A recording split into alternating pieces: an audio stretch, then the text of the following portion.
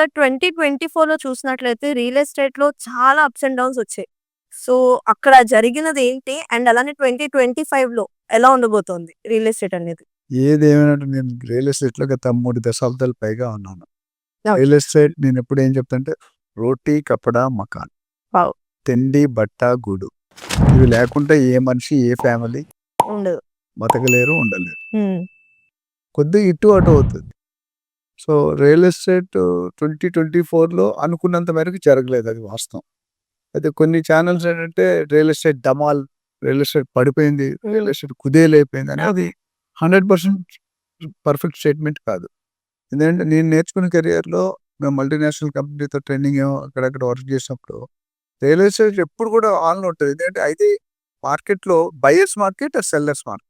Market ఇప్పుడు zero అవ్వదు. హ్మ్. జీరో అయితే ఒకవేళ జీరో అయిపోయింది, తగ్గిపోయింది అనుకున్నారు మీరు. మరి సబ్ రిజిస్టర్ ఆఫీస్ మూసేయాలి గాని, బిల్డర్స్ మూసేయాలిగా. అవును. ఏజెంట్ అందరూ. సో, మందకొడి అవ్వడం, తగ్గడం వేరు. పడిపోయింది అనడం వేరు. డెఫినిట్‌గా there is a slow down. అందులో దేర్ ఇస్ నో ఫ్యాక్టర్. జగమెరిగిన సత్యం.